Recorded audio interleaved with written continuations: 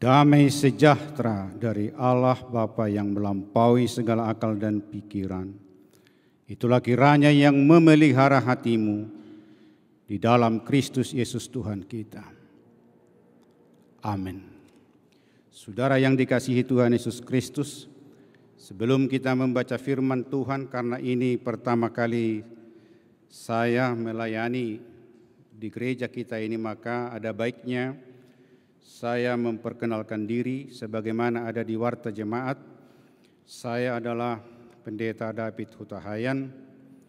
Sampai saat ini masih terdaftar melayani sebagai pendeta fungsional di kantor Badan Penelitian dan Pengembangan HKBP, tetapi sudah mengajukan surat cuti karena sedang studi Magister Ilmu Hukum di Universitas Kristen Indonesia.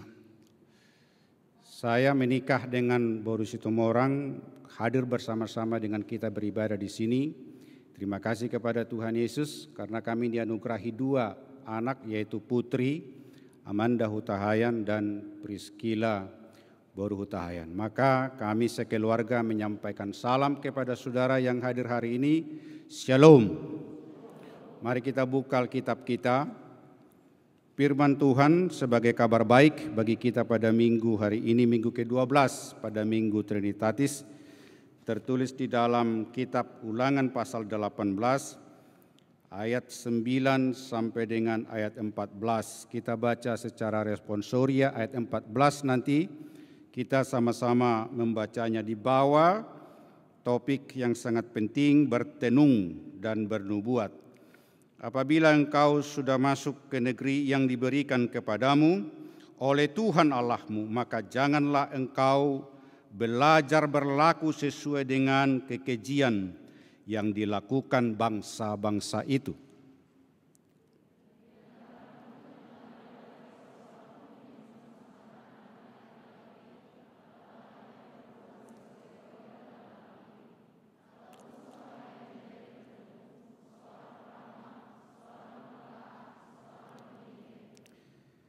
Seorang pemantera ataupun seorang yang bertanya kepada arwah atau kepada roh peramal atau yang meminta petunjuk kepada orang-orang mati.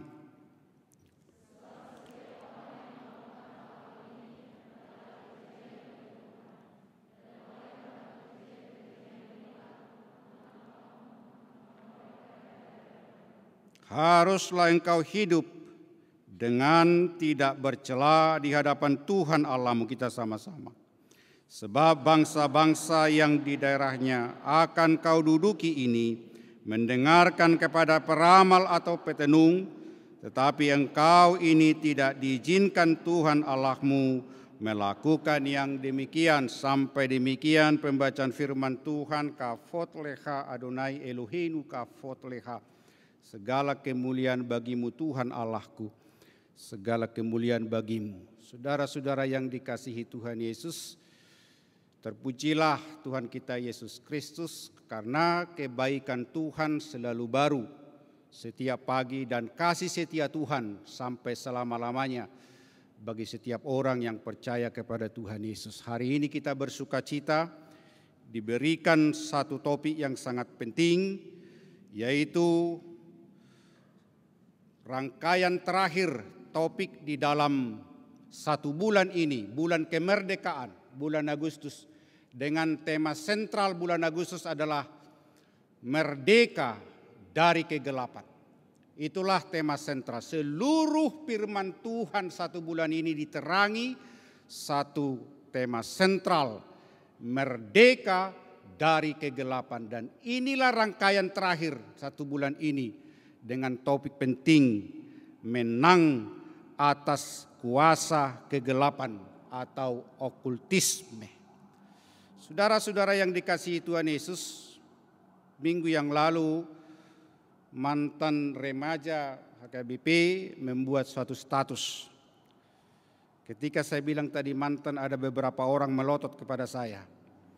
Mungkin ada pahit dengan mantannya, tetapi ada banyak juga yang punya mantan terindah karena senyum ketika mendengar mantan tadi. Mantan remaja ini membuat statusnya, help me, please help me. Bro, sis, tolong saya karena saya sedang gegana. Dia terangkan gegana itu gelisah, galau dan merana. Kenapa saya mengalami gegana, bro and sis? Karena saya mengalami pergumulan sudah 4 tahun jomblo. Coba tunjuk tangan di sini yang sudah jomblo. Ada? Yang bergumul dengan jomblo kita doakan dari mimbar ini. Besok punya pacar. Amin. Banyak yang jomblo berarti. Suaranya berasal dari itu.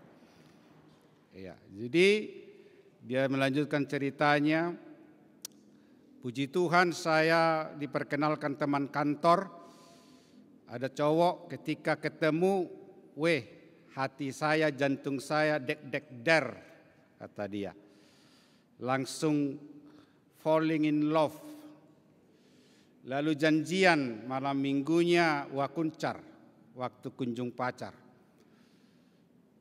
Tapi pada hari Jumat saya baca majalah, lalu saya baca di situ horoskop, ramalan bintang.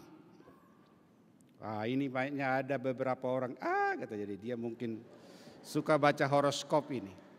Hati-hati, ini firman sangat mengena dengan itu, peramal. Ya.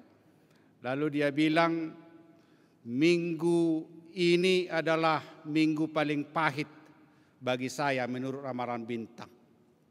Ya, pekerjaan pasti melelahkan, letih, keuangan lesu. Dan bulan ini minggu ini akan mengalami beban berat. Maka seperti firman Tuhan Matius 11:28 itu ya, letih lesu dan berbeban berat. Lalu saya sangat bergumul, yang paling memahitkan bagi saya dan membuat saya gegana adalah di dalam ramalan bintang itu percintaan adalah percintaan yang sangat memburuk. Jangan coba-coba minggu ini jumpa dengan kekasih, karena akan mengalami banyak keburukan dalam hubungan.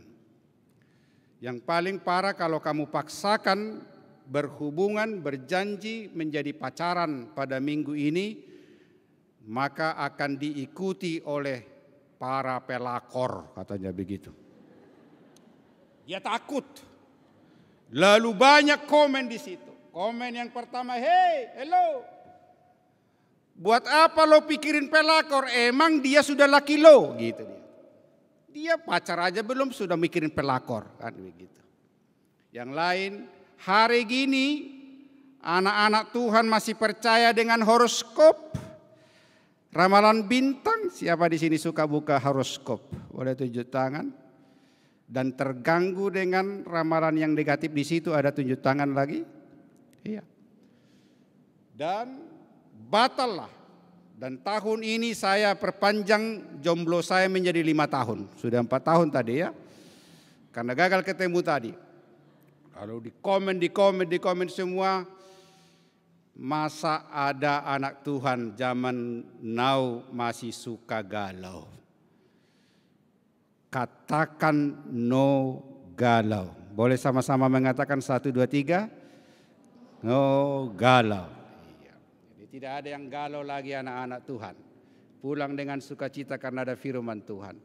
Tapi saya sangat tertarik, ada satu komen di situ dikatakan, saran saya fokus dengan Yesus Kristus. Jika kamu fokus dengan Yesus Kristus, maka jalanmu yang gelap di hadapanmu menjadi terang dan akan menjadi baik. Amin. Kalau kita fokus dengan Yesus, maka hidup kita anggap gelap di hadapan kita. Terlebih karena COVID-19 ini, ada yang terancam dirumahkan, ada yang terancam di PHK, ada yang sudah berhenti, ada berusaha. Tidak hanya orang miskin menengah, orang kaya pun sekarang kesulitan karena modal tidak ada. Ini menjadi persoalan bersama, ini menjadi pergumulan kita. Tapi kita kalau fokus dengan Yesus Kristus, maka yang gelap menurut kita akan terang. Boleh lanjut slide kita? Boleh sama-sama kita membaca di sana, ada kata bijak dari seorang pendeta Charles Stanley. Boleh sama-sama kita membaca di sana 1, 2, 3. Dari semua hal yang Kristus inginkan dari kita, mengasihi dan memfokuskan perhatian kita kepadanya merupakan hal yang paling penting. Iya. Fokus dengan Kristus. Apa artinya fokus dengan Kristus? Fokus dengan Kristus artinya adalah membuat Yesus Kristus menjadi yang terutama dari seluruh yang utama dalam hidup kita. Menjadi yang terpenting dari semua yang penting dalam kehidupan kita. Kita fokus Yesus yang terpenting dalam hidup kita. Maka hidup kita akan menjadi terang. Hidup kita akan menjadi baik. Meskipun keburukan-keburukan itu mengintai kita, mengiringi langkah-langkah kita. Tapi kalau kita fokus dengan Yesus. Maka kata penting dari firman Tuhan yang kita baca tadi adalah obedience. Artinya taat, setia.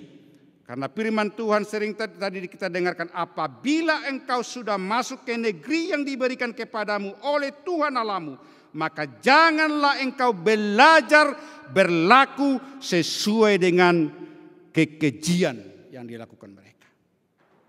Umat Tuhan dalam cerita ini diulang kembali peristiwa keluaran itu, mau memasuki tanah Kanaan. Covenant Land, tanah perjanjian yang diberikan Tuhan itu mereka akan masuki. Tapi Tuhan memberikan hukum yang sangat penting. Janganlah engkau mengikuti, meniru seperti kekejian orang-orang yang tinggal di tanah Kanaan. Karena bangsa-bangsa di tanah Kanaan masih banyak menyembah berhala.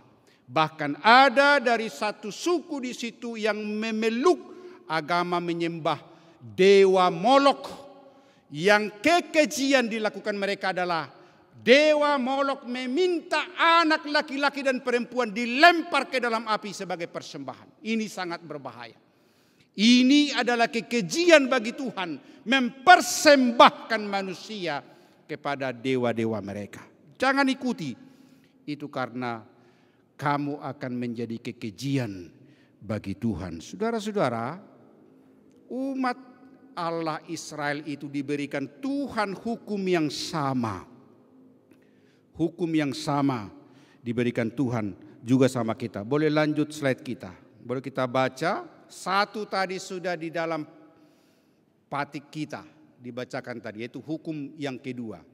Ada 2 hukum dari 10 hukum itu berkenaan dengan menang atas kuasa kegelapan atau okultisme. Boleh kita baca bersama-sama di sana.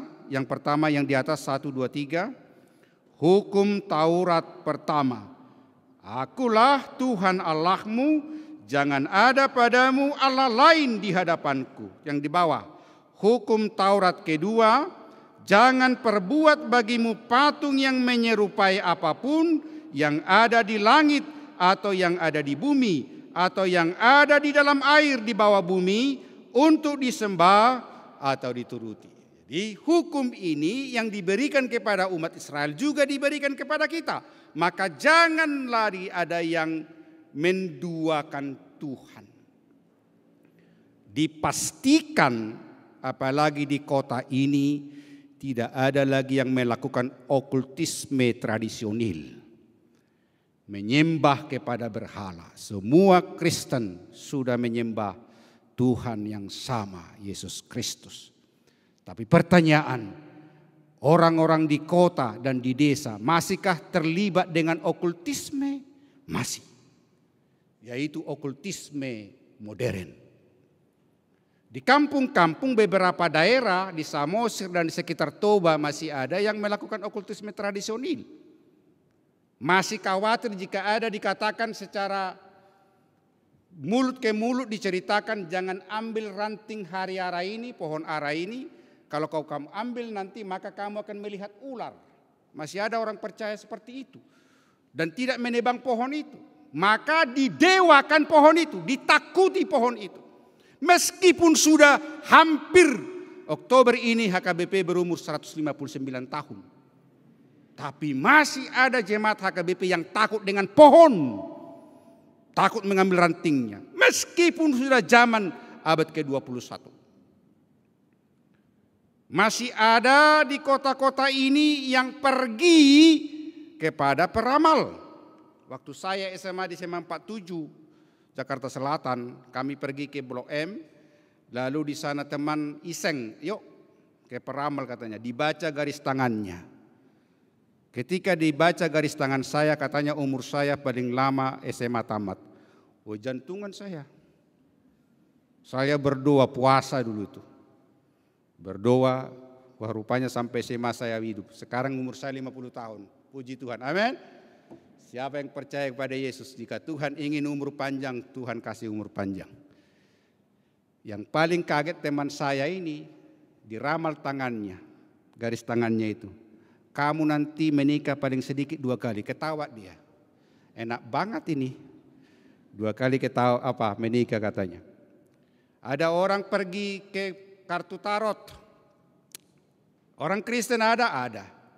Menjelang akhir tahun buka usaha pasti ada yang tanya kepada peramal. Gimana tahun depan? Artis-artis banyak itu tanya. Lewat kartu tarot atau apapun. Zaman modern. Itulah okultisme modern. Meskipun kita tidak mengakui, di antara kita ini ada beberapa yang percaya dengan horoskop, ramalan bintang. Itu tadi ditegur. Jangan percaya, satu kata pun jangan percaya dari situ. Karena itu adalah okultisme. Dikatakan dalam firman ini, janganlah engkau mengikuti gaya hidup mereka. Karena mereka hidup mempersembahkan anak, 11, dengan pemantra ataupun seorang yang bertanya kepada arwah. Masih ada orang Batak, orang Kristen bertanya kepada arwah? Masih. Saya kaget waktu SMP, ada orang kota, necis bajunya. Saya pikir mungkin ini sarjana paling sedikit, kaya raya, mobilnya mewah. Datang ke kuburan. Diajak anaknya. Among si matua katanya. Dikawani ngomong itu.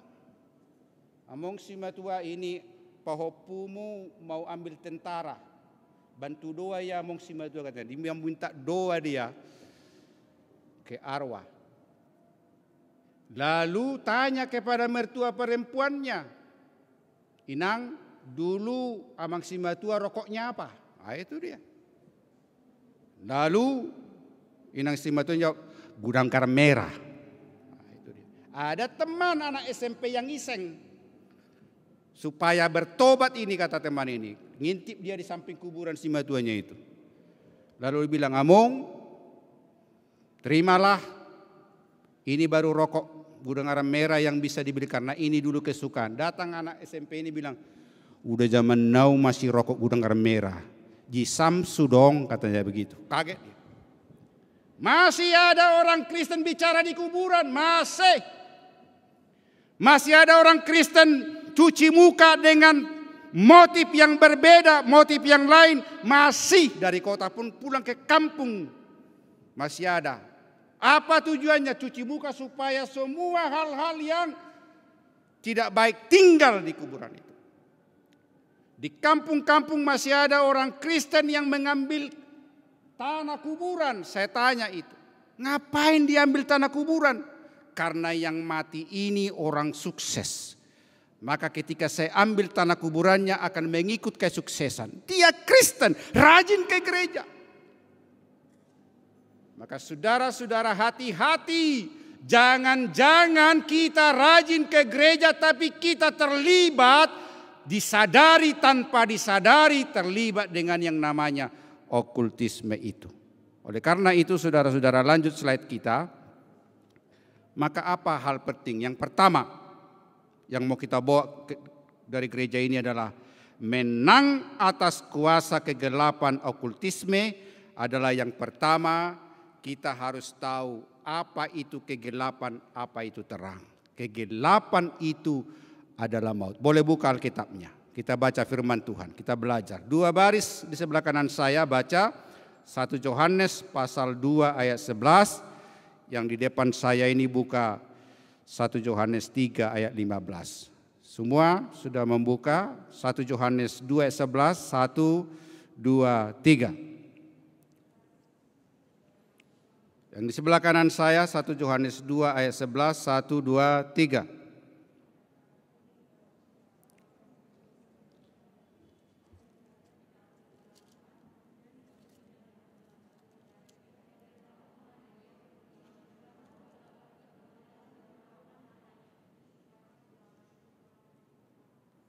Yang 1 Yohanes 3, 15, 1, 2, 3. Setiap orang yang membenci saudaranya adalah seorang pembunuh manusia, dan kamu tahu bahwa tidak ada seorang pembunuh yang tetap memiliki hidup yang kekal di dalam dirinya. Ini okultisme baru, modern. Ada orang mengatakan, saya rajin ke gereja, saya tidak pernah berantem dengan teman, saya selalu diam kalaupun saya difitnah dengan ini. Lalu firman Tuhan mengatakan, siapa membenci saudaranya dia pendosa. Saya rindu semua yang hadir di gereja ini tidak ada lagi membenci siapapun. Amin? Tidak ada.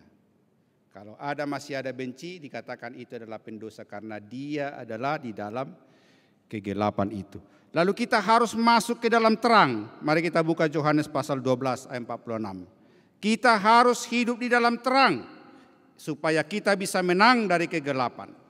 Mari kita baca saudara-saudara. Yohanes pasal 12 ayat 46. Kita baca bersama-sama 1, 2, 3. Aku telah datang ke dalam dunia sebagai terang, supaya setiap orang yang percaya kepadaku tidak dalam kegelapan. Setiap orang yang percaya kepadaku tidak tinggal di dalam kegelapan. Saudara-saudara, 2 hari yang lalu di teman grup WA, teman-teman kuliah saya di UKI bertanya, Pak Pendeta, kenapa HKBP, gereja kita disebut HKBP, bukan HBKP? Kenapa harus di depan Kristennya baru Batak? Padahal kita Batak dulu baru Kristen. Lalu saya bilang, karena di dalam Almanak dikatakan di situ pada tahun 1861, tanggal 1 Oktober, ada hamba Tuhan dari Jerman, Heine Klammer Betz dan Pan Artselt, rapat di Sipirok. Dari situlah titik awal dikatakan nama HKBP, Huria Kristen Batak Protestan. Saya bilang, teman saya ini bilang menyangkal, bukan itu sejarah Pak Pendeta. Kalau didahulukan nama Batak itu menjadi HBKP, baru Kristennya, maka banyak jemaat HKBP dan pelayan-pelayannya kemasukan katanya. Saya bilang, kemasukan apa itu? Saya bilang. Dia bilang kemasukan Begu Gajang, Begu Nurnur, dan Begu Atuk, katanya begitu. Lalu pada teman-teman ini bilang seram banget. Lalu dia berkomentar, itu belum apa-apa Pak Pendeta. Yang lebih seram kalau Begu yang satu lagi ini, yang paling dahsyat ini masuk kepada orang Batak, habis pecah jemaatnya. Lalu saya bertanya, apa itu? Begu yang paling menyeramkan ini sekarang di zaman modern adalah Begu Waha. Itu dia. Bagaimana itu? Kayak gereja yang itu Pak Pendeta, gereja mana? Gereja Cibinong, katanya begitu. Mungkin sudah banyak kita menonton HKBP Cibinong. Ada berpakaian putih, ada yang berpakaian merah. Yang merah di dalam gereja, yang putih di luar gereja. Tahu Pak Pendeta? Ada katanya mendengar dari dekat di situ yang baju putih berteriak, "Beguaha raho," katanya. "Ubandaho di gerejai." Gitu dia. Lalu yang di gereja menjawab, "Yaho beguaha," gitu dia. Jadi kalau sudah beguaha lalu pecah gereja itu. Tidak ada kedamaian, maka hati-hati. Jangan biarkan beguaha masuk ke dalam hatimu. Kalau Begu Atuk, Begu Nurun masih bisa diamankan. Go public Beguaha, itu dia. Jadi di mana-mana pun kalau sudah keegoan itu beguaha, maka tidak ada kedamaian. Beberapa minggu berikutnya beguaha mendekati HKBP Rawamangun. Sudah ada yang membaca itu, melihat itu? Ada spanduk di situ, dilarang pendeta X berkhotbah. Pendeta ini, pendeta ini. Maka saya berkepentingan di Petojo ini mengatakan, jangan kita biarkan beguaha masuk ke Petojo ini. Supaya benih-benih perpecahan itu menjauh dari pintu gerbang HKBP Petojo ini. Amin. Kalau di lagu Boti tidak bilang amin. Amit-amit, amit-amit katanya begitu. Iya, bukan amin lagi dibilang amit-amit, amit-amit. Maka saudara-saudara, hati-hati. Jangan izinkan kegelapan itu. Jaga supaya kita dalam terang. Terakhir, boleh slide kita. Menang atas kuasa kegelapan atau okultisme itu yang pertama jelas sekali itu bagi kita adalah hidup dalam terang. 2 baris di depan saya ini membuka Mazmur 1 ayat 1 sampai 2. Di sebelah kiri saya buka melakukan buah roh. Inilah bagian terakhir supaya kita diubah Tuhan. Bukti kita fokus dengan Kristus adalah hidup di dalam terang. Karena Yesus Kristus adalah terang yang sejati. Meskipun dunia ini menolak terang, tapi jangan tolak terang itu. Karena ketika kita hidup dalam terang, segelap apapun masa depan yang menyerang hidup kita, kita bisa melaluinya karena terang ada dalam kita. Boleh baca Mazmur 1 ayat 1 sampai 2. 1, 2, 3.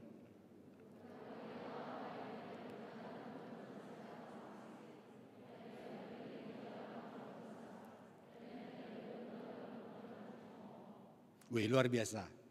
Dikatakan begini, kita harus mengasihi semua orang, apapun agamanya, seburuk apapun hidupnya, kasihi dia. Anda dibenci, difitnah, dimusuhi, ditutup gereja, dilarang ibadah, kasihi. Tapi jangan pernah mengikuti pola hidup mereka. Itu perintah firman Tuhan.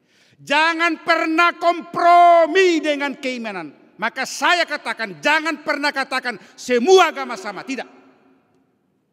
Hanya melalui Yesus Kristuslah jalan ke sorga. Hanya di dalam Yesus Kristus adalah Allah yang benar. Dan hanya di dalam Yesus Kristus adalah sorga yang benar. Jangan pernah kompromi. Diancam pun jangan pernah kompromi. Katakan hanya Yesus satu-satunya jalan kepada kehidupan, itu kebenaran. Yang terakhir baca ayat kita, Galatia pasal 5 ayat 22 sampai 23. Buah roh harus ada dalam kita. Pulang dari ini kita harus memiliki minimal kasih, harus kita miliki. Baca bersama 1, 2, 3.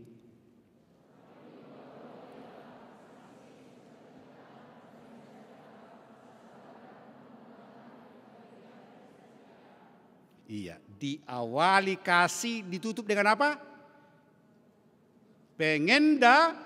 Pengendalian diri. Mari kita miliki kasih, tapi pengendalian diri. Ada bisa ngikut dengan saya nyanyi, ada nyanyian saya sangat suka. Ku menang, ku menang. Boleh ada tahu itu ya? Kita nyanyikan bersama-sama 1, 2, 3.